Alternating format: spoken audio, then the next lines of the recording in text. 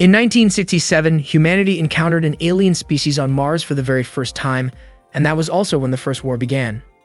These aliens, whose goal was to wipe out humankind, were called the Betha.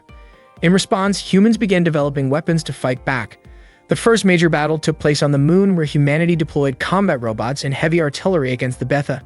Despite their efforts, they still couldn't stop the invasion.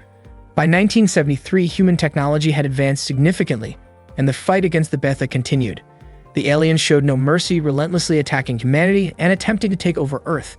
Then, in 1997, in the imperial capital of Japan, Kyoto, a new chapter of the struggle against the Betha began. That day, 3 students named Aki, Izumi, and Shimeko were standing on a bridge, watching the river flow beneath them. They noticed one of their friends, Yudi, walking toward them while reading a school textbook. The 3 of them waved and called out to her. Yui smiled and walked over to greet them. A moment later, 2 combat robots flew above them, creating a strong gust of wind that nearly lifted their skirts. Yui told her friends that those were tactical surface fighters, combat robots they would one day use after graduation. The specific model was the Type 82 Zukaku, a machine developed by Yui's father. Yui and her friends attended a training academy for the Capital Defense Forces. That morning in class, their teacher explained that soldiers in their first battle against the Betha could usually last only 8 minutes. If they managed to survive beyond that, it would mark the first step toward becoming skilled pilots. While the teacher was explaining, Yui's friends were chatting among themselves. Izumi looked especially tired since she had stayed up late talking on the phone with her boyfriend. Her boyfriend had recently been transferred to Kyushu. Shimeko pointed out that everyone in Kyushu had been evacuated a year ago, but Izumi said he mentioned something about a new base being built there. Yui tried to remind them to stay focused, but before she could say anything, their teacher suddenly called them out. Yui quickly stood up straight. The teacher then asked Yui to explain what the Betha were. With confidence, she answered that the Betha were alien beings intent on destroying humanity. Suddenly, another girl, Kazusa, stood up and added that the Betha were extraterrestrial creatures not from Earth, whose purpose was to annihilate humankind. Yui and Kazusa locked eyes for a brief moment before the teacher told them both to sit down and continue the lesson. During lunch breaks, several students were seen working on assembling training robots. Meanwhile, Yui and her friends were chatting outside the classroom. They started talking about Kazusa, discussing how her family had a long history of serving as tactical surface fighter pilots rather than as royal officials. Some of Yui's friends joked that Kazusa might be Yui's rival. Yui denied it, saying she didn't see Kazusa that way. As they sat down to eat lunch together, Izumi began reading a letter from her boyfriend, but Aki couldn't resist teasing her a little. Everyone laughed, lightening the mood. One day in autumn, Shimeko and Yui were riding a bus together. Shimeko asked if Yui's father was still overseas. Yui replied that he often traveled back and forth, but even when he returned to Japan, he was always busy in Tokyo. Not long after, they saw a car pass by, an expensive one that happened to be carrying Kazusa. Seeing that, Shimeko sighed and said that families of high status should be setting better examples for ordinary citizens. Yui laughed, saying Shimeko sounded just like their teacher. When Yui finally arrived home, her face lit up with excitement. She saw several cars parked along the street near her house. Her uncle, Lieutenant Colonel Eiji, had come to visit. Yui immediately greeted him with a salute. Eiji was surprised to see how much she had grown and how capable she had become. He asked her to keep his visit a secret since his new posting hadn't been made official yet. He told her to just call him Uncle as usual. Eiji was curious how Yui had known he was there, and she explained that she noticed the security vehicles parked nearby. Eiji chuckled in disbelief, mentioning that he had specifically declined an escort. Yui laughed softly at his reaction. They sat down for tea, and Eiji shared a message from Yui's father. He wanted Yui to keep working hard in her training. Her father couldn't leave Ichigaya for the time being. Yui said she had already guessed as much and asked if it was due to an emergency situation, but Eiji didn't know the details. Yui was scheduled to begin her live training soon. Eiji explained that at the National Defense Training School, the students would practice using the Gekishin units, and once they graduated, they would be allowed to pilot the Zukaku. Both Gekishin and Zukaku were impressive tactical robots, but they still hadn't succeeded in defeating the Betha. It seemed they would need far more tactical surface fighters to handle situations like that. After hearing this, Yui asked for a chance to try one out herself. However, Eiji reminded her that while the country's defense was important, the idea of sending young girls to the front lines hadn't been considered yet, so she shouldn't rush things. Yui then asked how long Eiji planned to stay in Kyoto. Eiji told her he would return to Tokyo as soon as his work in Kyoto was finished. Eiji mentioned that he regretted missing out on Yui's mother's home-cooked meat dishes, and Yui innocently offered to cook for him next time. Eiji laughed softly and patted Yui's head before gazing up at the beautiful evening sky over Kyoto. That night, Eiji and his colleagues visited the Kubun residence to meet Yui. Yui asked why, out of all 5 noble families, Eiji chose to visit the Kubun family. Eiji said he wanted to show her something, then handed her a file containing information about a new weapon. Yui expressed her hope that this new weapon could finally bring an end to the war, and Eiji shared that same hope. The next day, Yui and her friends were in the changing room putting on their pilot suits. The suits were tight and form-fitting, which made Aki blush and say they felt a little embarrassing. Shimeko teased Amamiya, saying that a kid like her should be shy about something like that. Meanwhile, Kazusa kept staring at Yui. It was clear she really wanted to beat her. The students climbed into their tactical surface fighters and prepared their protective gear and weapons. Yui and her friends began activating their machines. Once ready, they launched into the air. Their instructor reminded them to stay as close to the ground as possible. Aki, however, flew her unit too high and triggered a height warning before colliding with a laser beam. After that, the instructor told them to switch to ground formation and engage mock enemies. The machines moved carefully, avoiding contact whenever possible, but an accidental collision occurred. The instructor declared that everyone had failed and ordered them to return to base, giving them a punishment of 10 laps around the field. Yui and her friends carried out the laps as instructed, then resumed their training. This time, they had to hold their positions and fire at targets ahead. The instructor urged them to keep fighting, reminding them that in real combat, those who gave up first would be the first to fall. During a training match, Kazusa faced off against Yui. Kazusa managed to push Yui back, and just as she was about to finish her attack, Yui countered and struck back, damaging part of Kazusa's unit. Yui then landed a clean hit on Kazusa's robot's shoulder, securing her victory. During the break, Kazusa was rinsing her hair when Yui approached and handed her a towel. Kazusa smiled and accepted it. That evening, Kazusa joined Yui and the others for a snack run. The group was cheerful and welcoming, making Kazusa feel like part of their circle. Later that night, when they tried sneaking back into the school, they were caught by their instructor. As punishment, they were assigned to clean the tactical surface fighters used in training. One autumn night, a robot unexpectedly malfunctioned and exploded. Emergency crews rushed to evacuate the injured, while several students watched in shock. The instructor told them that if they couldn't handle witnessing something like that, they might not be ready to be there at all. After the incident, a few students decided to withdraw from the program and said their goodbyes. By 1998, war had broken out between humans and the Betha on the Korean peninsula. Civilians could only watch from afar as the battles raged on. At the same time, Eiji, who was stationed at the Ichigaya Weapons and Technology Defense Center, received reports about the situation. He realized that the fortresses were eventually being overrun, and it was only a matter of time before Japan would come under attack. That night, a fleet led by Captain Izumo with Emiya among its ranks prepared to head toward the battlefield. The first officer reported that the Betha had entered the Tsushima Strait from the southern part of the Korean peninsula and that more were on their way. Captain Izumo knew their fleet wouldn't be able to hold off such a massive assault, especially since some allied ships were caught in a storm. Even so, he ordered his crew not to let the Betha reach the mainland, because if they did, tens of thousands of people would lose their lives. In July, lines of tanks fired their cannons toward the sea, trying to stop the Betha from reaching the mainland. The cannons kept firing non-stop, but the Betha continued to push forward toward land.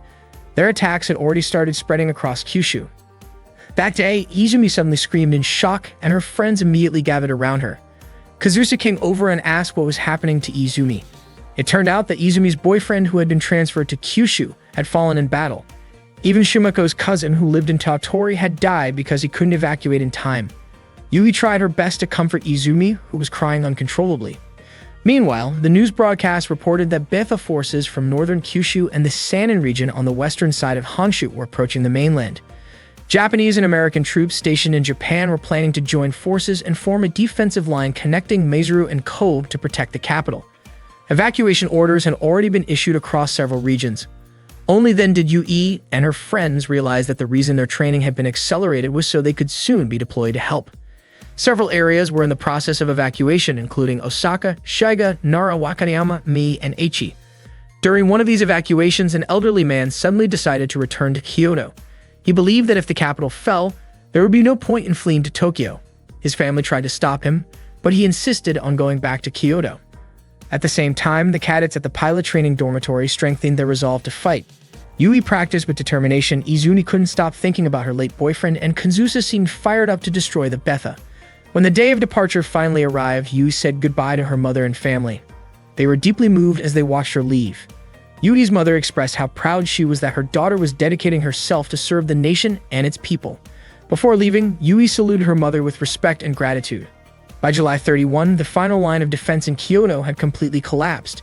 The 27th Recon Unit had encountered the 3rd Betha wave just 6 kilometers west of Azuru. The D-21 and A-19 Recon units had been shot down by laser attacks. At the same time, intense battles were taking place around Fukuchiyama. Because Yui and her team were still in training and lacked combat experience, their mission was to guard the Arashiyama base in Kyoto. They weren't allowed on the front lines since sending them there would only burden the other troops. Their most important duty was to protect the base at all costs. Although they understood that the decision made sense, being labeled as a burden still stung. Izumi especially couldn't let go of her desire to avenge her boyfriend's death. Suddenly, Kazusa rushed in and reported that the Betha had broken through the defensive line and were advancing toward Takagame, not far from their base. The group ran outside to see the battle for themselves. Sure enough, it looked like the defense troops were starting to get overwhelmed. When one of the mechs approached the base to resupply, it was suddenly hit by a laser strike and exploded. Yui and the others were stunned by what they saw. Yui couldn't help but think that the world might truly be heading toward collapse. It had been a long time since any country had even been able to count the number of casualties anymore. Then, a sudden emergency alert blared across the comms. Betha had been detected just 10 kilometers west of the base. Yui and her team immediately rushed to their tactical surface fighters. Shimeko was puzzled, wondering why the Betha had advanced so quickly and were now targeting the ammunition depot behind the front line. But Yui disagreed, saying that they were now the ones standing on the front line. The team activated their machines and began moving forward. Reports came in saying that more Betha were arriving in massive numbers. The leading force consisted of destroyer-class units, followed by grappler-class with the laser-class positioned in the rear. Yui hoped that she and her friends would make it through the battle safely. With determination in their hearts, they took off, flying straight toward the incoming assault. During the battle against the Betha, the squad leader ordered Yui to take command of the 2nd Tactical Surface Fighter Unit, which would focus on attacking the destroyer-class enemies. Meanwhile, the 1st unit, under the squad leader's direct control, was tasked with protecting the 3rd unit, which would concentrate on engaging the grappler class. The leader reminded everyone that if they saw any laser fire in the sky, they had to prioritize eliminating the laser-class enemies first. Yui and her teammates stood ready on the front line, waiting for the destroyer class to appear. Soon, Yui signaled that the enemy was approaching. The squad leader instructed her team to lure the Betha as close as possible and to stay below 100 meters in altitude. As the Betha forces closed in, the squad leader ordered a shift to the Arrowhead 1 attack formation. All tactical surface fighters advanced, preparing to fire in unison. Shimeko appeared nervous and began firing repeatedly at the Betha. Yui quickly reminded her to recall their training on how to deal with the destroyer class. Following Yui's command, the team ascended and opened fire from above. After successfully hitting several targets, Shimeko managed to destroy a few destroyer-class units and smiled with relief, proud of what she had accomplished. Suddenly, a warning flashed. A laser-class enemy had appeared nearby.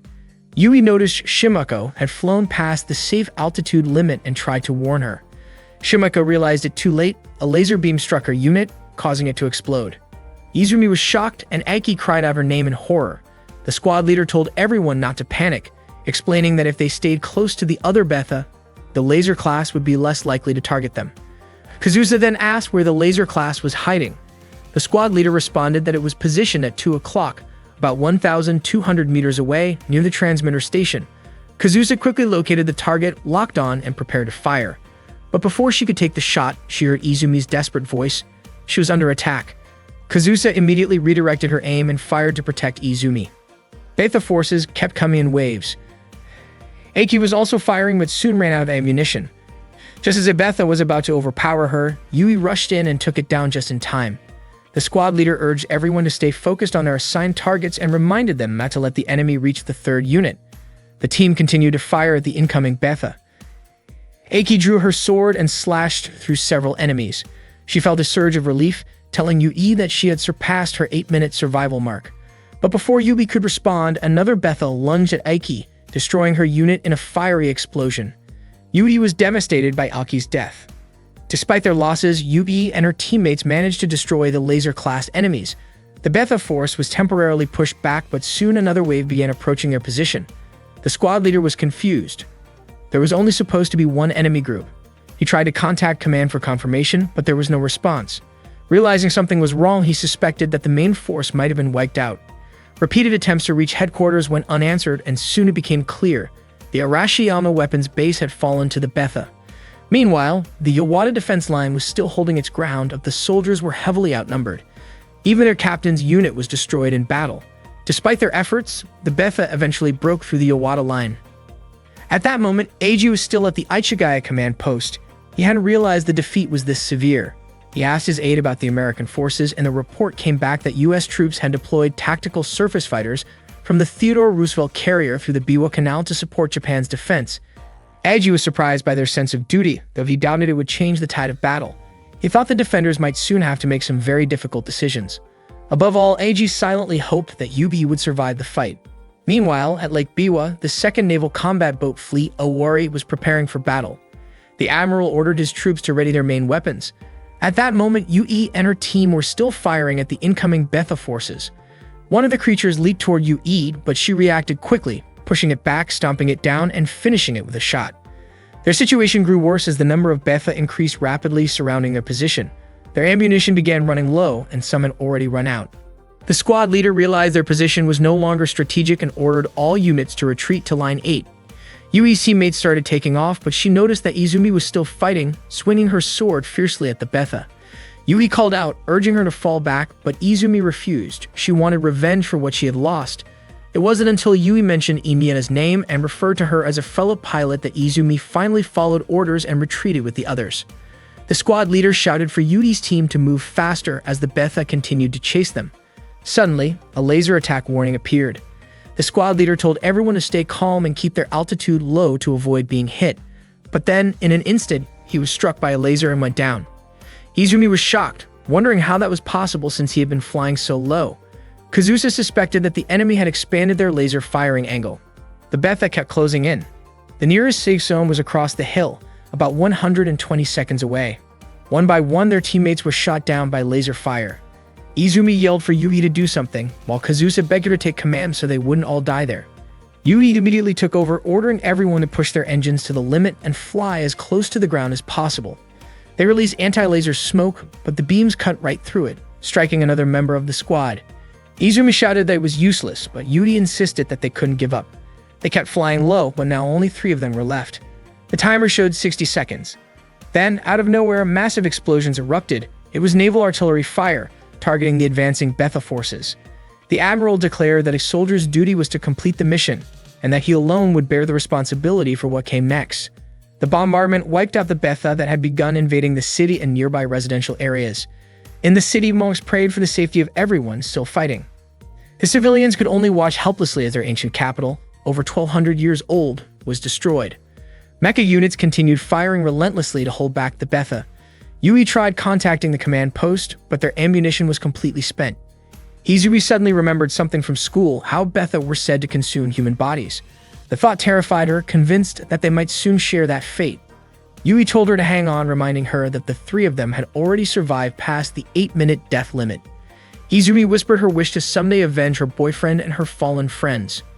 Yui reassured her that they could keep fighting, together with the rest of the forces still holding the line. Then Kazusa noticed something on the motion sensors. They scanned the area but saw nothing. Without warning, a Betha burst out from a nearby building and lunged straight at Yui. The creature pinned her mecha to the ground, trapping her underneath. Kazusa wanted to shoot but couldn't risk hitting Yui at such a close range. Yui shouted for Izumi to fire. A moment later, the Betha exploded into pieces. It turned out that Izumi hadn't fired, the shot came from elsewhere. A Type 94 Shiranui Unit 1C landed right in front of them. The pilot was their instructor. He told them that surviving past the 8-minute mark proved they were becoming real pilots. From now on, he said they should address him as captain, because they were no longer just trainees, they were in a real battlefield. He promised to protect them and ordered them to head to Kyoto Station at Line 8, where they could regroup and restock ammunition.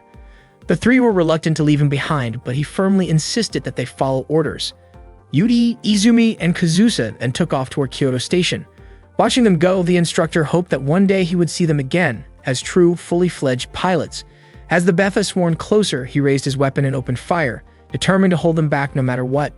While Yui was flying, she occasionally glanced back to check on her instructor, who was struggling behind her.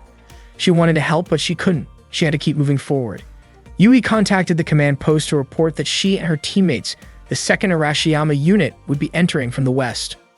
Unfortunately, during their flight, a group of Fort-class Betha appeared and blocked their path, forcing the 3 of them to crash. Yui's tactical surface fighter was too damaged to operate any further, so she quickly got out and tried to contact Kazusa and Izumi. There was no response. Determined to find them, Yui kept moving through the wreckage until she found Izumi's TSF. But Izumi wasn't there, only a small photograph of her and her boyfriend remained inside. Yui pressed on, searching the area near the fallen unit. There were traces of blood everywhere, and when she followed them, she froze in horror. She saw Izumi's lifeless body being consumed by several soldier-class Betha. Yui immediately turned off her flashlight and tried to stay silent. Suddenly, Kazusa's voice came through the comms. Yui asked where she was and began heading toward her location. At that moment, Kazusa's TSF was surrounded by Betha, tearing apart its armor piece by piece. Inside, Kazusa was in pain, struggling to stay conscious while calling out to Yui. Desperation filled her voice as she begged Yui to end her suffering before the Betha reached her. Yui finally found Kazusa's unit, still being swarmed by the creatures. With trembling hands, Yui aimed her pistol at the Betha, ready to fire, but when Kazusa pleaded for her to shoot, Yui couldn't bring herself to do it. She screamed in anguish and pulled the trigger several times into the air, unable to point the weapon at her friend. Powerless, Yui fell to her knees, forced to watch as Kazusa was dragged away and killed. Just as the Betha turned toward Yui, a powerful blast hit the creatures, throwing her backward. A Take Mikazuchi type TSF had arrived, its sword drawn as it descended. The unit landed with incredible force, slashing through the swarm and firing rounds that obliterated the remaining Betha nearby. Then everything went dark for Yui. When she woke up, she found herself in the student infirmary. Her body was weak, but she managed to step outside, only to be met with a sight that broke her heart. Kyoto had fallen. The city was nothing but ruins, completely overrun by the Betha. The world seemed to be ending, and human casualties had become impossible to count. Yui couldn't help but wonder if humanity was nearing total collapse. A nurse noticed Yui wandering outside and quickly called out to her, reminding her that she wasn't in any condition to walk around. The nurse gently brought her back inside. As they entered, the sound of a crying baby echoed through the room. Yui began to cry as well, prompting the nurse to ask if she was in pain. 3 years later, Yui was on a transport aircraft, staring out the window. She had made herself a promise, never to cry again. On the day she was rescued and treated at the infirmary, she swore she would never allow the world to fall into ruin ever again. One day, the robot piloted by Teresa was being targeted by the one controlled by Kriska and Inia. Teresa was caught off guard when Kriska managed to lock onto her position. She quickly took off, trying her best to evade the pursuit. Kriska seemed to enjoy it, hoping to see the colors of Teresa's desperation unfold. That same day, on May 2, 2001, a transport plane was flying over Alaska, carrying 2 American soldiers, Yuya and Vincent. Vincent pointed out the Yukon River to Yuya and asked what kind of challenges the spirit of Alaska might have in store for them.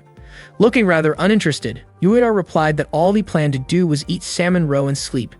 Vincent couldn't believe his attitude. He reminded Yuya that they were representatives of the United States and should make their country proud. Yuya, however, dryly commented that it felt more like they had been demoted. Vincent mentioned that the Yukon base was home to tactical surface fighters from all around the world. Hearing that, Yuya recalled the days when he used to fight alongside his friends. Not long after, their plane began its landing approach, but suddenly, an alarm blared, signaling danger. Meanwhile, the battle between Teresa and Kriska continued. Teresa grew frustrated, wondering why she couldn't shake Kriska off her tail. A warning message came through ordering her to return to base. She ignored it, believing that if she stopped now, Kriska and Inia would surely defeat her. Back on the plane, Yuita rushed into the control room to find out what was happening. He learned that 2 tactical surface fighters had entered the training zone and were now flying dangerously close behind the aircraft. The pilot was confused about why they were maneuvering that way and began to panic as the situation grew more dangerous. Seeing the pilot's hesitation, Yuya firmly told him to stay calm and keep the plane steady. At that moment, Teresa fired at Kriska. Yuya took over the controls and instructed the pilot not to climb, insisting that they maintain a straight path to the runway. The 2 mecha continued their high-speed chase near the plane. Soon, Kriska locked onto Teresa's position again, which surprised her. Kriska felt a strange sense of satisfaction, knowing she had made Teresa nervous. When the plane finally touched down safely, the pilot sighed in relief, saying Yuya was definitely suited for the Yukon base. Teresa, however, was furious, frustrated that she couldn't outmaneuver Kriska. Kriska asked her command unit for permission to eliminate her target, but Enia quickly urged her not to take things too far. Despite that, Kriska fired another round from above, forcing Teresa's unit to crash. Yuya and Vincent hurried over to the crash site to make sure the pilot was safe. Yuya reached out a hand to help, but Teresa, still angry and embarrassed, refused and shouted in frustration toward Kriska. Meanwhile, Kriska reported to the command post that the opposing pilot had survived. She then flew back toward the base. Enia admitted that she was scared, worrying that Teresa might be seriously hurt. Kriska reassured her, saying that Teresa was fine and she had confirmed it herself. Enia asked whether their own tactical surface fighters, or even they themselves, might end up destroyed someday. Kriska confidently told her not to worry, promising that she would protect her. Enia smiled, feeling relieved and trusting Kriska completely. At the same time, Teresa, Yuya, and Vincent were being escorted to their dormitory. Vincent was amazed by the number of tactical surface fighters stationed there. He guessed that the base was truly serious about gathering top pilots and machines from around the world. With that kind of collaboration, he believed humanity would finally stand a chance against the Betha. The project, known as Prominence, was an international initiative to develop the next generation of tactical surface fighter technology. The United Nations had designated the Yukon base as a central hub for foreign military units that had lost their home countries, allowing them to continue research and development. The ultimate goal was to bring together test pilots and prototype mecha from every nation, creating a bridge for shared knowledge and technology in the advancement of tactical surface fighters. Teresa rolled her eyes at Vincent's excitement, teasing him for acting like he had never seen a tactical surface fighter before. She asked where he came from, and Vincent proudly said he was from Groom Lake, Nevada, home to one of America's biggest research facilities. Noticing the pilot insignias on Yuya's and Vincent's uniforms, Teresa asked if they were both pilots. Yuya confirmed it. Vincent then told Teresa she should thank Yuya, since without him, her crash might have been far worse. Yuya, however, said that Teresa had handled it herself. Curious, he then asked what kind of pilots the Terminator team were, but Teresa admitted she didn't know much about them either.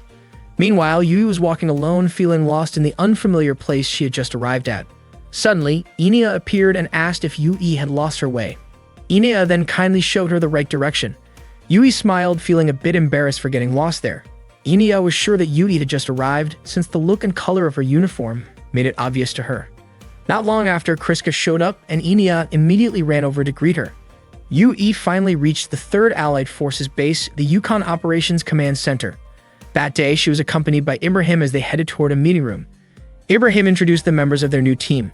2nd Lieutenant Yuya, a skilled pilot from the U.S. Tactical Military School, 2nd Lieutenant Stella from Sweden, 2nd Lieutenant Vincent from Italy, 2nd Lieutenant Teresa from Nepal, and Lieutenant Yui herself, representing the Japanese Imperial Forces. Ibrahim, who came from Turkey, held the rank of lieutenant and served as the captain of the Argos unit. Ibrahim explained that their team would be participating in the development of the XFJ project. Suddenly, a man walked in and said that the XFJ project was a joint development effort by the Boeing Corporation based on Japan's Type 94 tactical robot model. Ibrahim introduced the man as Frank, a technical advisor from Boeing. He then explained that the purpose of the day's training was for all XFJ project members to get to know each other better. Valerio asked if they were going to infiltrate Lilfort, but Ibrahim denied it. Instead, he said they would take on something more challenging, Case 47, which involved a region filled with laser-class Betha units. Yuya quietly looked around at his teammates and realized that Italy, Sweden, and Japan were all countries that had lost territory to the Betha. He began to think that this project wasn't simply about cooperation between the US and Japan. Ibrahim then divided them into teams. Team A consisted of Valerio and Teresa, while Team B included Stella and Yuya. Yuya was assigned to take the captain's tactical robot for the mission. Teresa immediately questioned why Yuya was using the captain's unit. Ibrahim explained that Yuya was the lead pilot for the XFG project. Teresa didn't seem to take it well and questioned why Yuya was chosen as the main pilot. Ibrahim simply told everyone to prepare their tactical robots by 1325. Afterward, Teresa and Stella changed into their pilot suits in the locker room. Teresa complained about Yuya being the captain and said she felt sorry for Stella for having to look after the newcomer. But Stella thought Yuya seemed decent enough. Teresa was surprised that someone like Yuya fit Stella's type, but Stella just smiled. Confidently, Teresa said she could beat Yuya in less than 30 seconds. Stella advised her not to underestimate him, reminding her that Yuya was a Raptor test pilot. Teresa brushed it off, saying it didn't matter, and claimed she would make sure Yuya passed Argo's so-called initiation. Meanwhile, Valerio asked Yuya what brought an elite American pilot to the base. Yuya replied that there were many reasons for him being there. Suddenly, Teresa approached them, clearly upset. She protested that she couldn't accept Yuya piloting the captain's unit, even though it was a direct order. Hearing her complaints, Yuya calmly offered to let her take the captain's unit instead. Teresa, irritated, asked if Yuya thought he was better than her. Yuya replied that he had never actually operated a captain's unit before, so he would rather use his standard tactical robot. Teresa said she would switch with him if that was what he wanted. Yuya agreed and began walking away. Still annoyed, Teresa followed him and told him he should be thankful that she was willing to switch. Yuya gently patted her head before leaving. Teresa fumed and shouted that he shouldn't come crying to her later if he regretted it. Yuya climbed into his tactical robot and Vincent immediately scolded him for switching units without thinking about the mechanics involved. Yuya replied that the system error rate of a tactical robot was only about 1%, then complimented Vincent's skill. Vincent smiled proudly, claiming to be the best mechanic in the world. After that, Yuya said his goodbyes and began the launch sequence. The tactical robot moved forward and took off. At the same time, Ibrahim, Yudi, and Frank monitored the mission from the command center, while the control post guided their tactical training through the operation. At that time, the Argos team had already entered the training arena. Yuya asked if Stella had seen their opponent, but she hadn't yet. There were too many signal jammers in the area. Realizing they could only rely on visual detection, Yuya told Stella to keep trying to locate the enemy. He said he had no intention of losing, and Stella replied that as a skilled pilot herself, she also wanted to win. Moments later, Valerio locked onto Yuya's position. Noticing the danger, Yuya quickly evaded while Valerio kept firing and teasing him, calling him Top Gun, because American weapons were known to be some of the best in the world. Yuya kept dodging the attacks, surprised by how agile Valerio was even in such a narrow space. He hadn't expected Valerio to be the one attacking. He had thought it would be Yui instead. Before long, Teresa appeared and opened fire on Yuya. She declared that Yuya was her target and told Valerio to back off. Yuya dodged Teresa's shots and realized that her active unit had a clear advantage in speed. Soon, Teresa and Valerio cornered Yuya together, but suddenly, a precise shot from Stella almost hit Valerio. He was startled and felt lucky that the attack missed. It had been perfectly timed. Yuya and Stella focused their fire on Teresa, who tried to evade but found Valerio blocking her path. Frustrated, she told him to take care of Stella instead. Teresa continued chasing Yuya and fired another burst that nearly hit Valerio by accident. She checked her ammo. Only about 300 rounds of her 36mm bullets remained and grew irritated that none of her shots had landed properly on Yuya. Meanwhile, Valerio and Stella moved toward Area D. Yuya's tactical surface fighter had developed an issue in its right arm. Watching from the control room, Ibrahim remarked that Yuya was doing fairly well, but Frank commented that Yuya seemed to be struggling against the active unit. Valerio kept chasing Stella, who smiled and said that he would probably regret it later. At the same time, Teresa was still on Yuya's tail. Yuya turned and began shooting at her from above, landing a few hits. Teresa drew her sword, deciding to settle things in close combat, and kept pressing forward while Yuya continued firing back. When his bullets finally ran out, he threw his weapon toward her as a distraction and flew upward to create distance. Frank admitted that Yuya was impressive, but Ibrahim noted that Teresa was a close combat expert. Yuya then drew his own sword and charged at her. Teresa turned to intercept, but Yuya intentionally rammed into her to break the engagement. Meanwhile, Stella was still being pursued by Valerio. She led him into a tight corridor where he thought she had given up, only to realize too late that she had planted explosives there. The explosion disabled his unit, and Valerio was officially out of the match. Back on Yuya's side, things were looking bad. He couldn't overpower Teresa in close combat. Just as Teresa was about to strike, a long-range shot from Stella hit the head and cockpit area of Teresa's unit with perfect accuracy. The mission was over. The winners were Yuya and Stella. Teresa was visibly frustrated. After the exercise, the four of them gathered and talked. Valerio praised Stella for her bold move. Yuya said they all shared the same goal. Valerio then told Teresa that no matter how strong she was, she couldn't win alone. Teresa snapped back, blaming him for not backing her up, but Valerio reminded her that she was the one who told him to chase Stella instead. Stella then scolded Yuya, telling him not to get cocky. If it had been a one-on-one match, Teresa might have beaten him. Valerio chimed in, reminding everyone that it was a team match. Stella proudly claimed that she and Yuya made the stronger team, while Valerio calmed Teresa down and said they could still learn something from Top Gun Yuya. Hearing that, Yuya jokingly called Valerio Macaroni, and Valerio asked him to use the nickname VVV instead. Teresa laughed at their banter. Yuya turned to her and called her Shorty, which annoyed her immediately. Vincent showed up and was amused that Yuya had already started giving out nicknames again, saying that Yuya definitely had a talent for that. Stella then asked for a nickname of her own. Valerio was about to make a teasing comment, but Yuya quickly stopped him and instead called Stella Venus. She looked flattered, and everyone burst into laughter. From a distance, Ibrahim quietly watched their cheerful camaraderie. Valerio then officially welcomed Yuya as the newest member of the Argos team. One day, Yuya was training alone with his tactical surface fighter. He flew over the forest, but it seemed like he was having some trouble. To him, the machine felt way too sensitive, and he even started to suspect it might be malfunctioning, since it was so hard to control. Eventually, he lost balance and fell. After that, Yuya returned to the base. Vincent immediately walked up to him and handed him a drink, curious as to why Yuya was back so soon when his training wasn't even finished. Yuya explained that the tactical surface fighter was difficult to handle, then muttered something about a Japanese doll that annoyed him. Vincent asked if he meant Yugi by that. Yuya said that back at his house there used to be an old traditional Japanese doll. It looked like a person but had a pale, lifeless face that used to scare him as a kid. Vincent couldn't help but laugh after hearing that. He then explained that Japanese and American tactical surface fighters were built with completely different designs and combat styles, so it was natural for Yuya to have a hard time adjusting. That made Vincent realize why Yugi had insisted Yuya train with a Japanese-made unit before the Type 94 Shirinu was ready for use.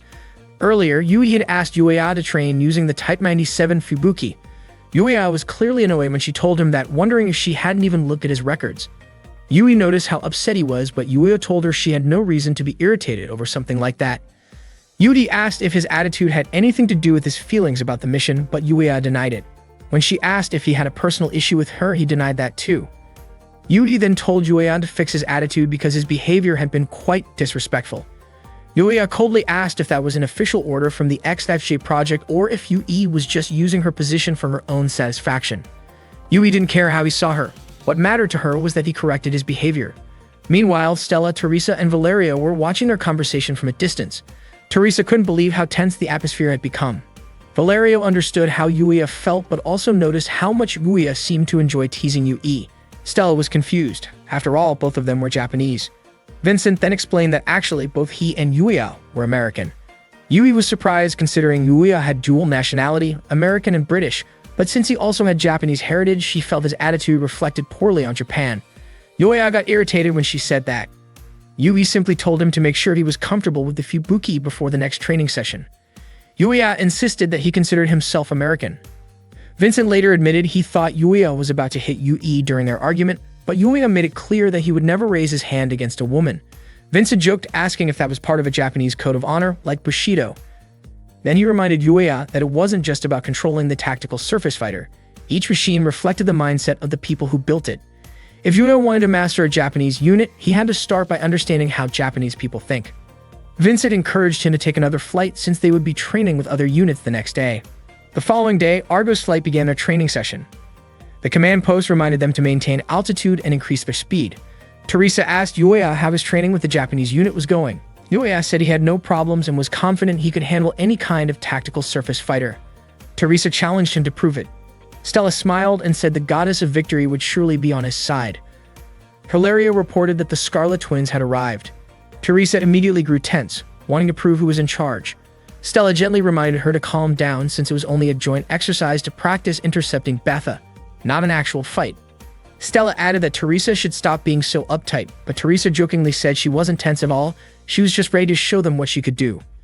Yuya was deeply curious about the pilots known as the Scarlet Twins. He couldn't find any detailed information about them in the pilot records. The command post soon instructed Argo's flight to prepare at the starting point, activating the wide data link network. The JIES system came online shortly after, and not long after that, the virtual Betha units appeared. The Argos team began their simulated descent to engage the enemy. Yuya was surprised by the sheer number of Betha. Teresa wondered why he was shocked, explaining that such numbers were pretty common in Asia. Valerio even added that it was the same in Europe. The mission started. Stella asked what formation they should take, and Yuya instructed them to approach using the Arrowhead 1 formation.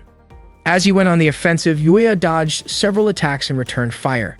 He noticed that his tactical surface fighter was still overly sensitive, just like the day before, and started to suspect that something might be wrong with the machine. The rest of Argo's flight continued firing at the approaching Betha.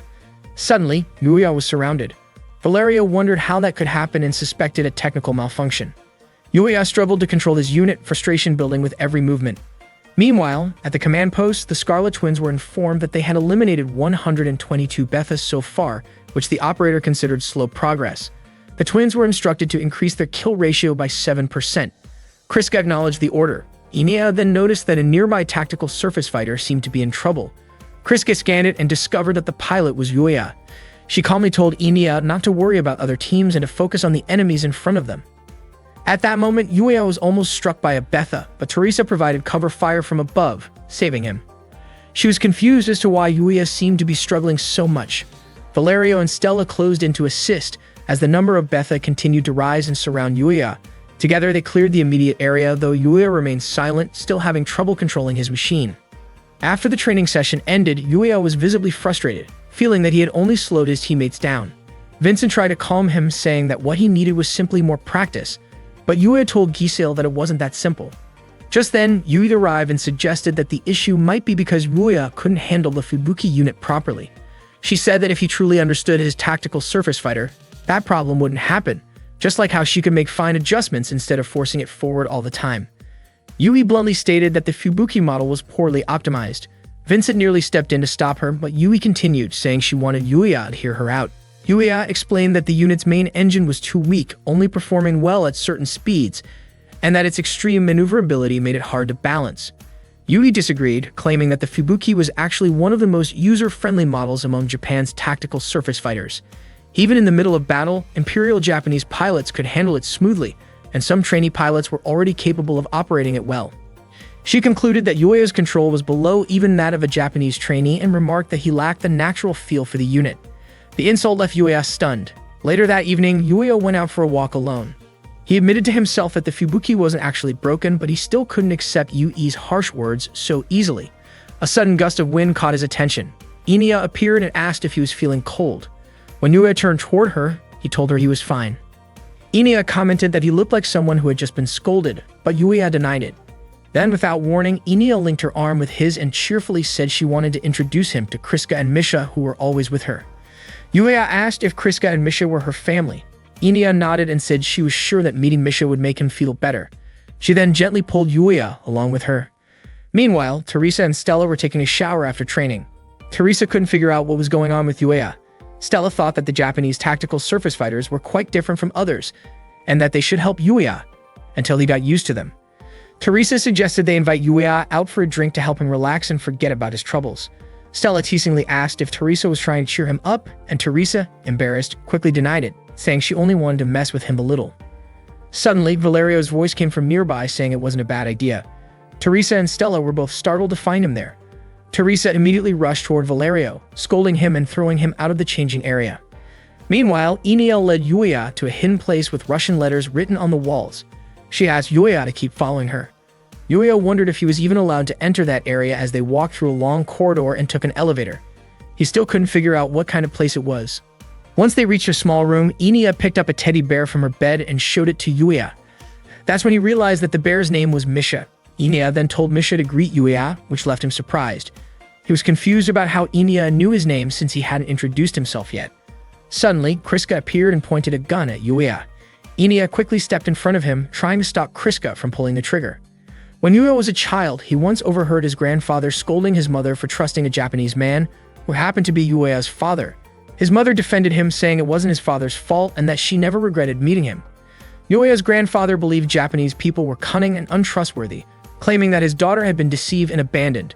However, his mother insisted that Japanese people also had good qualities: kindness, politeness, and diligence.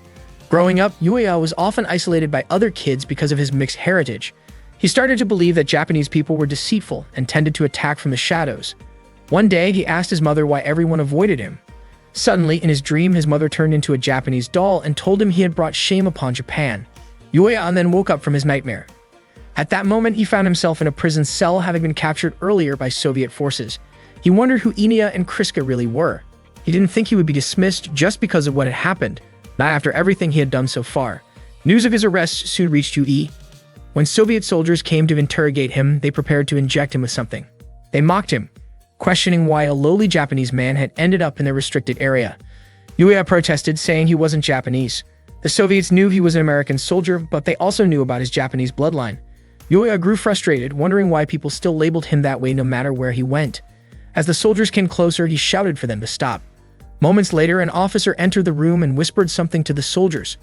Shortly after Yuya was released, his teammates came to pick him up and take him back. During the ride, Teresa laughed at Yuya, saying he looked like a lost baby chick. Yuya, still annoyed, called Teresa short as usual, though he could smell the alcohol on her breath. Valerio said he was relieved that Yuya got out safely. Stella added that it was Yui who had informed the authorities about Yuya's situation and handled all the UN paperwork for his release. Yuya guessed it was because he had missed a scheduled training session. Stella mentioned that Teresa had been yelling in the hangar, demanding to go save him. Teresa turned red and tried to brush it off, saying she just wanted to invite him out for drinks. Yuya muttered that he had no reason to thank that Japanese doll Yui, but he did apologize to his team for all the trouble he caused that day. His friends burst out laughing, with Teresa teasing him non-stop. The group spent the rest of the ride laughing together. That night, Yuya stood quietly, staring at the tactical surface fighter. He thought about Vincent's advice to understand the Japanese mindset if he wanted to truly master a Japanese TSF. Suddenly, Yuri appeared. Yuya told her he had no intention of thanking her. He suspected she only helped because she didn't want to lose someone who could pilot what he called a trash TSF. Yui didn't react to his sarcasm. She told him that during real combat, he wouldn't get another chance to escape like he did in the simulation. She explained that while teamwork might work in a mock battle, it was a different story in the field. Yuya admitted he was embarrassed about what happened earlier and couldn't believe Yui referred to that day's drill as a game. Yui calmly explained that it was a game, because in a simulation, they knew the enemy's numbers, abilities, and every possible move. Against the Betha, though, nothing could ever be predicted. They were countless, powerful, and overwhelming in numbers. Yet Yuya still blamed his TSF for his failure. Yui reminded him that their predecessors had managed to hold the line against the Betha even with less capable TSFs. Yuya asked whether relying on tricks and clever tactics to develop those machines, something Japanese engineers often did, wasn't also just playing around. Later that night, Inia and Kriska relaxed together in a hot bath. Inia couldn't stop thinking about Yuya and admitted she was curious about him. Kriska told her not to worry about Yuya and warned her not to get too close, saying that their family only consisted of the two of them.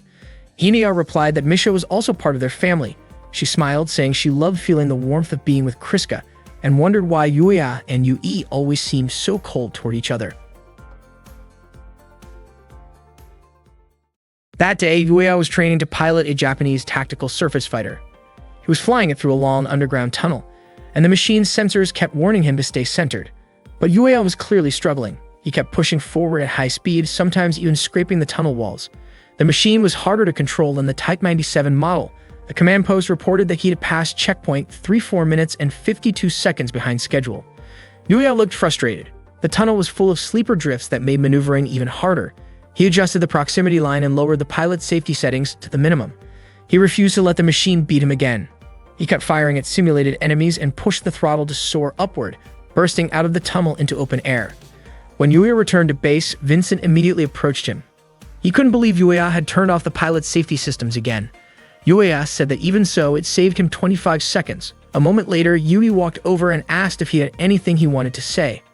Yuya admitted that he thought he had already mastered the handling of Japanese-made tactical surface fighters based on the Type 97, but he realized he was wrong. This new one was even more unstable than before. Yui explained that the Type 1C tactical surface fighter was based on the Type 2 and was designed with a full focus on combat capability. That was exactly why it was harder to control. She said the Type 97 required a balance of gentle touch, courage, and refined piloting skill, maybe a bit too much for Yuya at that point. Annoyed, Yuya argued that he had already been training with the machine for 18 hours and still had 32 simulations left to go. He was sure that before the test period ended, he would master it completely. Vincent could only sigh at his determination. The next day, Yuya continued his training in the Japanese tactical surface fighter. His mission that time was to engage with drones. The command post reported that they had lost contact with the 6th drone and ordered Yuya to head toward grid E92 to retrieve it. He realized that Soviet forces were using E92 for their own training, so he needed to act fast before things got complicated. Yuya flew toward E92 and spotted the missing drone. But before he could get to it, the drone exploded, shot down by another tactical surface fighter. The pilot turned out to be Kriska. She told Yuya to back off since the area was under Soviet training jurisdiction. They even warned they would open fire if he got any closer. Yuya calmly explained that he only wanted to retrieve the lost drone.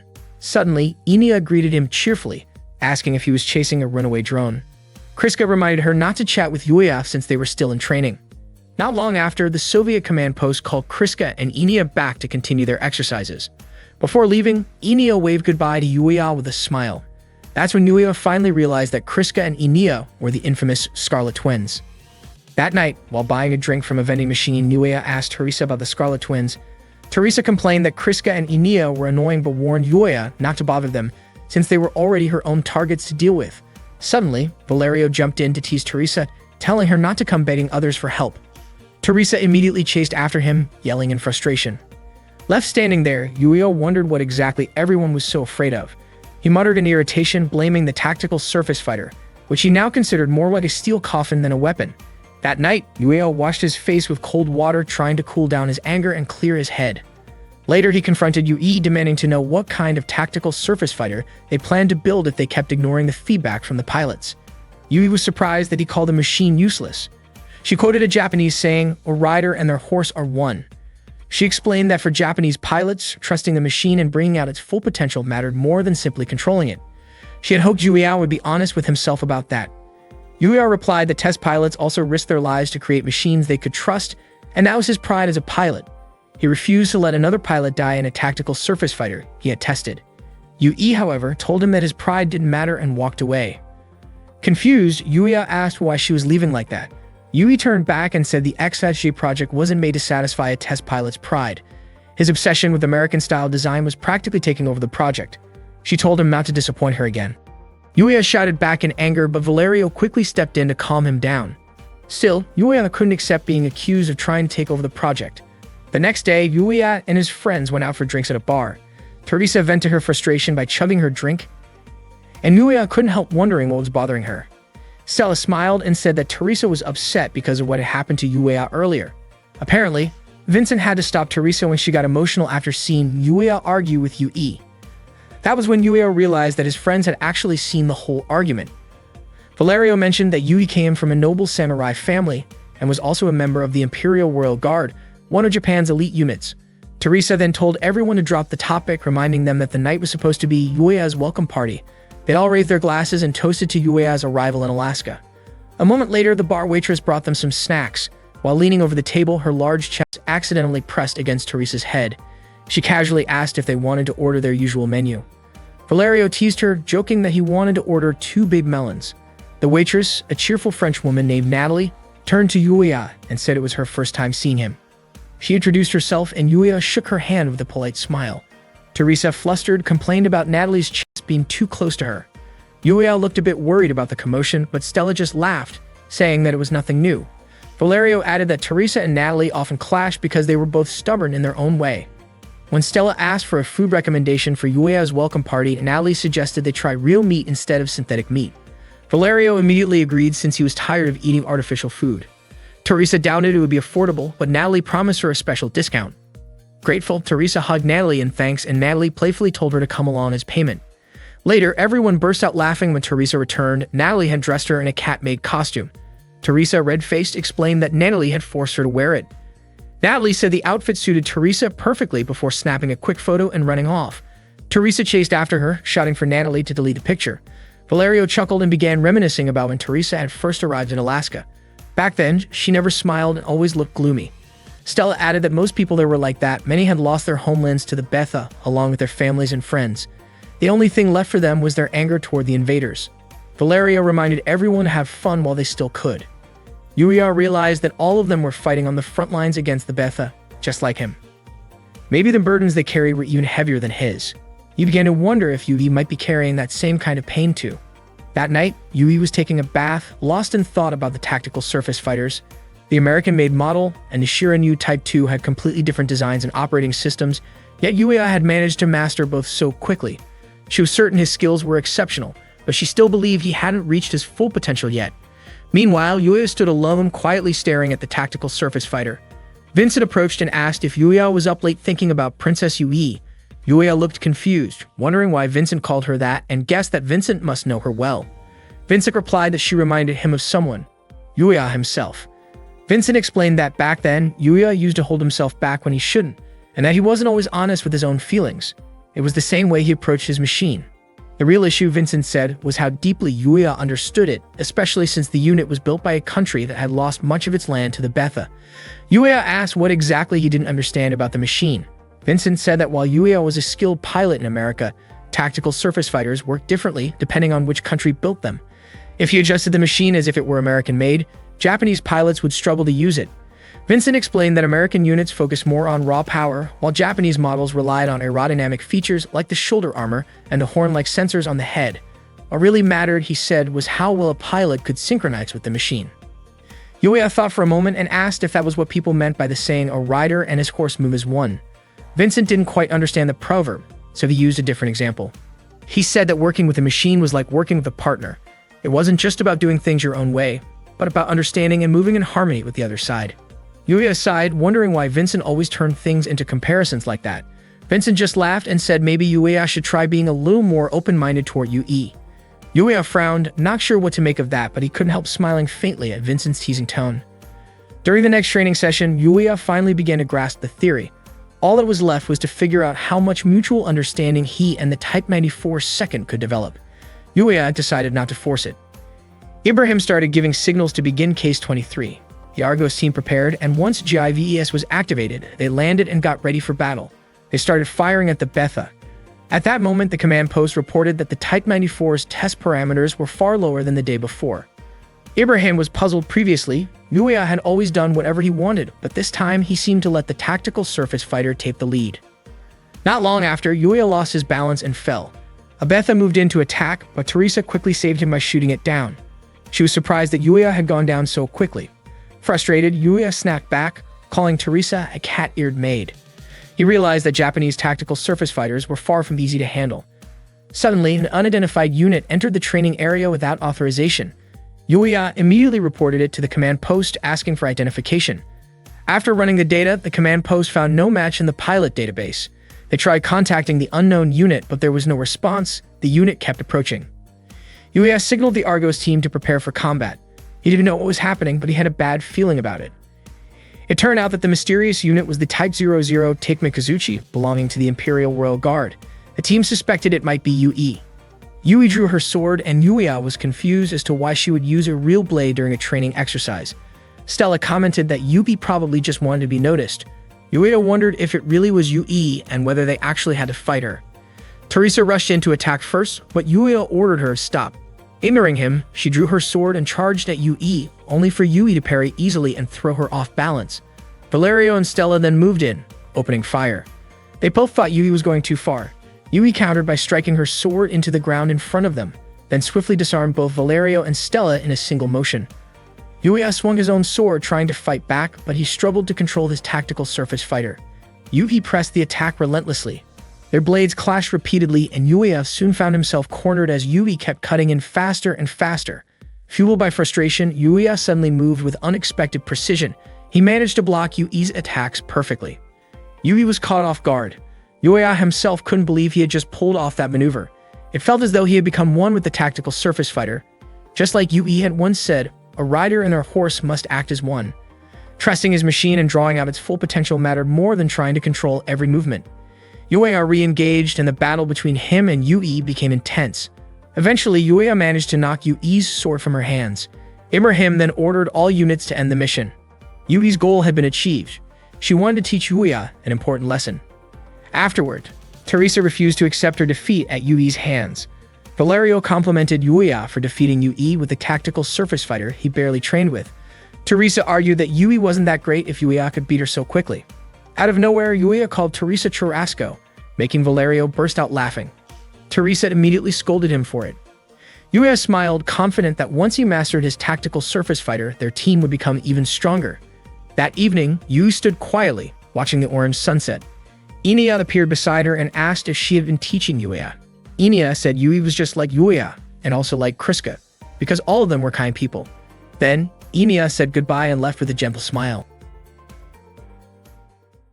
On June 21, 2001, Yui and the Argos squad were stationed in the West Indies, specifically at the Guadeloupe base. That morning, Valerio complimented Yui on her tropical outfit, saying it made their trip even more enjoyable. Yuya asked if Valerio had come there just to have fun, and Valerio replied that half of their training felt like that anyway. Earlier, Ibrahim had announced that the Argos squad would undergo a physical endurance test in the tropical environment while also doing a photo session for the media, both to boost morale and to promote their mission. The Idar squad from the Soviet side, including the Scarlet Twins, would also participate in the event. Teresa was assigned as the person in charge of the Argos squad during this operation. Teresa was puzzled about why she had been chosen for the role. Ibrahim explained that the decision came from the public relations team, and this mission could also show that both sides, who once clashed during the previous incident, had now reconciled. Ibrahim added that this was a good opportunity for Teresa to rebuild her reputation. With no other choice, she accepted the role. Enia waved her hand and smiled at Yuya. Stella encouraged everyone to make the most of the occasion since moments like these didn't happen often. Valerio put an arm around Yuya's shoulder and invited him to relax at the lodge. Valerio joked that going there might let them see a different side of the women around the base. Valerio led Yuya towards some bushes, but to Yuya's surprise, Valerio's real intention was to peek at the girls who were bathing nearby. Yuya, clearly uncomfortable, refused to take part in that, so Valerio went off alone. Concerned, Yuya thought it would be better to warn the girls. At that time, Stella was taking a bath. Not long after, Yuya knocked on the door of her lodge to let her know about the situation. When Stella opened the door, Yuya was startled to see her still wrapped in a bath towel. His face turned red and he froze for a moment before quickly telling her to be careful because there had been rumors of someone suspicious lurking around. After giving the warning, he hurried away. Stella was a bit surprised. She hadn't expected Yuya to be that innocent. That evening, during a group dinner, Jersey expressed his hope that the Argos and Eindar units could become a symbol of unity for all humanity. He also wished for both squads to grow closer and get to know each other better.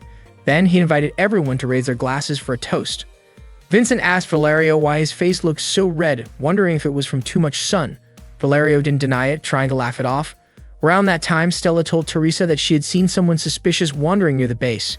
Teresa found it odd since the place was supposed to be a secure military facility. Stella explained that the person ran off when a strong, hot gust of wind swept through the area. Valerio, embarrassed, quickly changed the topic by offering Yuya some food. Yuya's attention, however, was caught by Yui, who was standing alone by the shore, staring at the ocean. Yui was quietly reflecting on her goal. She had wanted to train Yuya to fight using the tactical surface fighter, but in the process, she might have hurt other pilots. She found it troubling since the Active Eagle was never designed for close combat. If her emotions had influenced her actions, she felt she had failed as the head developer. Suddenly, a commotion broke out between Teresa and Enia. Teresa was upset because Enia had thrown away the food she offered her. Enia said she didn't need it. Teresa argued that she was just trying to be kind, but Enia didn't seem to appreciate it. Enia said she was only there to follow orders and refused to eat the meat Teresa gave her. She added that Teresa liked to yell because she was insecure, and that shouting wouldn't scare her. Kriska stepped in and gently pulled Enia away, while Vincent and Valerio tried to calm Teresa down. Kriska suspected it might have been some kind of misunderstanding and wondered what Teresa was trying to do. Enia said she simply had a bad feeling about Teresa. Stella, observing from a distance, commented that it seemed like the Russian pilots couldn't understand simple kindness, and she wondered if Kriska and Enia had any intention of getting along with the others. Kriska responded that she and Enia were only there to fulfill their duties. Then she took Enia and left. Teresa shouted after them, saying their argument wasn't over yet. Ibrahim stepped in and reminded everyone to calm down and remember why they were there in the first place. Teresa admitted that she just couldn't get along with people like Kriska and Enia. The next morning, the girls put on their bikinis and played beach volleyball together. Jersey gathered everyone for a friendly competition. After deciding teams with a quick round of rock, paper, scissors, they split into two groups, one for the rubber boat race and another for beach volleyball. Enia started crying because she didn't want to be separated from Kriska. Kriska gently reminded her that this was part of their assignment, but Enia still refused to join. She said the ocean scared her and clung tightly to a palm tree. Kriska kept trying to convince her to participate, but Enia wouldn't budge. Teresa couldn't understand why Enia was acting that way. When it became clear that Enia wouldn't take part, Kriska and Yui both volunteered to join the race in her place. Teresa happily agreed and told them to enjoy the boat race. Yui and Kriska climbed into the inflatable boat and started paddling together. Meanwhile, Vincent was rowing with Yuya. Vincent had actually wanted to play beach volleyball, but since the teams had already been decided by rock, paper, scissors, he went along with it. At that time, Valerio was already playing volleyball with the others.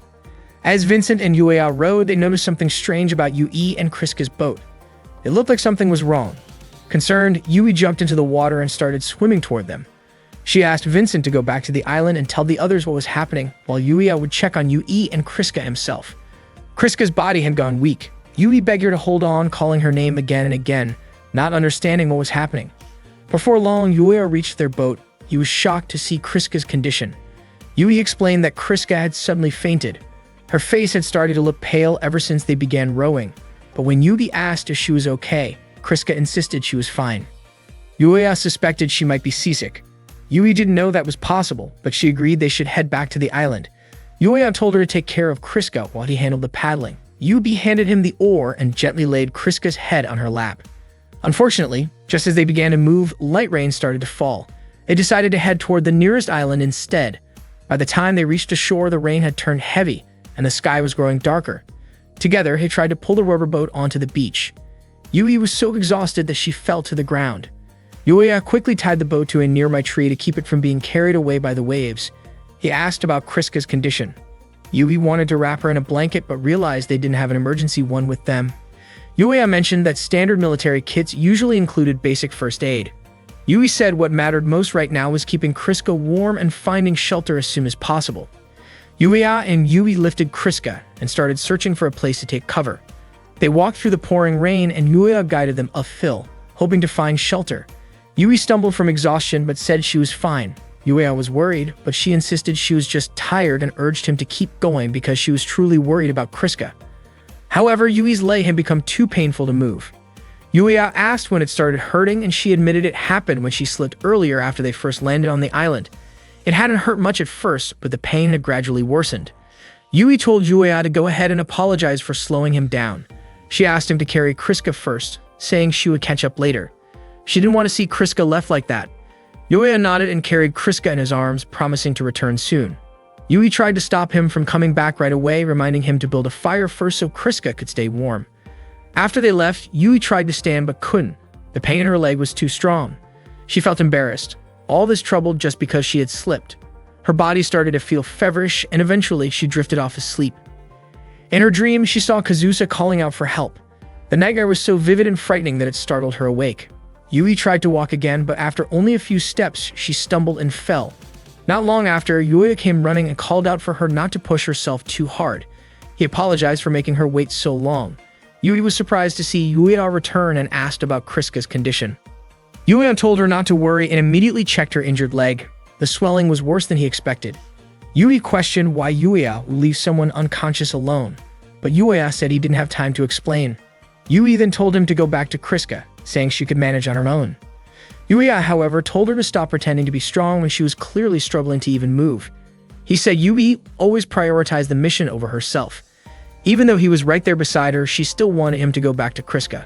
Yuya asked if maybe Yui should just listen to her heart instead of letting pride take over. To him, it felt like she was just trying to protect her ego. Eventually, Yui gave in and asked for his help, which Yuya could hardly believe.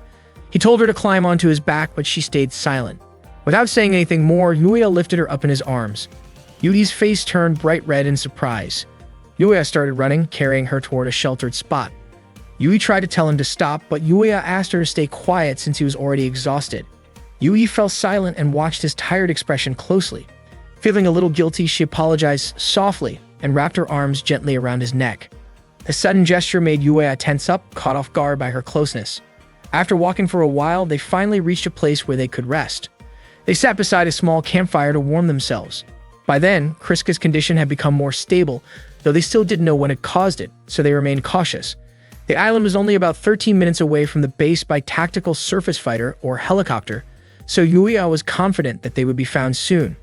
During the quiet moment, Yui wanted to ask Yuya something. She didn't mean to pry into his personal life, but she was curious about his relationship with Kriska. Yuya was puzzled by the question, and Yui explained that she was simply wondering why he called Kriska by her first name. Yuya said there was nothing special between them. When he was captured at the Soviet base, the pilot who was with him had called her by that name, and he had just gotten used to doing the same. Yui then asked about his relationship with Inia. Yuya asked if Yui was uncomfortable about it, which made her blush in embarrassment. Yuya wondered if Yui was suspicious of him, if she thought he had leaked information to the Soviets. Yui quickly denied it, saying she had never doubted him, but she couldn't find the right words to explain herself. She admitted that maybe she shouldn't have brought it up at all. Yuya, still curious, went outside to check the surroundings since the rain had finally stopped. Meanwhile, Yui felt embarrassed and foolish for asking him about Kriska in the first place. Just then, Kriska woke up, murmuring Inina's name. Yui gently told her not to move too much and asked how she was feeling. After hearing what had happened, Kriska felt deeply grateful to both of them. Yui told her it wasn't her fault, it had all been because of the bad weather. Kriska then asked where Yuya was, and Yui explained that he was checking their inflatable boat and would be back soon. Before Yui could say more, Kriska quietly admitted that she wanted to ask something personal. She said Yuya had caught her attention and asked Yui to tell her more about him. The question startled Yui, leaving her momentarily speechless. At that same moment, Yuya was down by the shore, lost in thought. He wondered why Yui always managed to confuse him, why she couldn't just say what she really meant. The more she held back, the more curious he became. Suddenly, he noticed that the inflatable boat was gone. The spot where he had tied it was empty. It looked like the strong waves had snapped the rope and carried it away.